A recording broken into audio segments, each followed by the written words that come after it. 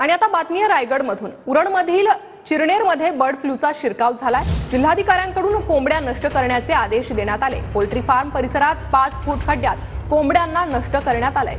उरणमध्ये फेब्रुवारीपर्यंत कोंबड्यांच्या खरेदी आणि विक्रीवर बंदी देखील लावण्यात आली आहे। तर बर्ड फ्लूमुळे कुक्कुटपालन व्यावसायिक अडचणीत आलेले आहेत।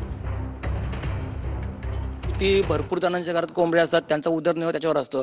फक्त आमच्या गावात एक 6 ते 7 पोल्ट्री फार्म ते मोठे आहेत, त्यांचं काहींचं असेल, पण तरीही त्यांनाही शासनाची मदत मिळेल असं वाटत नाही।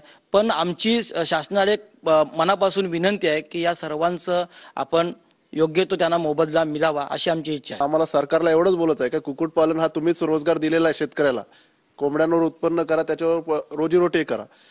आज ते यांच्यासारखे बरेच लोक आहेत की 10-10, 15-15 वर्ष त्याच्यावर उदरनिर्वाह करतात। तर सरकारला एक विनंती आहे की आज आमच्या चिरनेरसाठी विचार केला तर 25-30 लाखाचा हा नुकसान झालेला आहे, तर तो कुठेतरी भरून निघावा आणि ह्या लोकांसारख्यांना पुन्हा रोजगार मिळावा, ही एवढी आमची मागणी आहे त्यांच्याकडून। आपण सध्या उरणमधील चिरनेर एका पोल्ट्री फार्म मध्ये आहोत। आपण पाहू शकतो की हा एक पोल्ट्री फार्म आहे।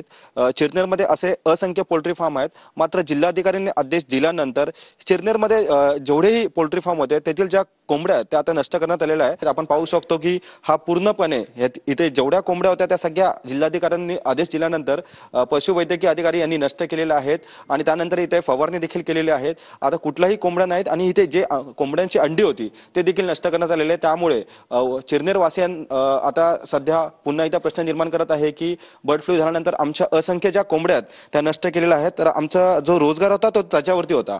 आता आम्ही पुढे करायचं काय असे अनेक प्रश्न घेऊन सध्या चिरनेरवासी चिंताग्रस्त झालेले आहेत। व्हिडिओ जर्नलिस्ट रोशन गायकवाडसह मी रवी खरात, TV9 मराठी, उरण।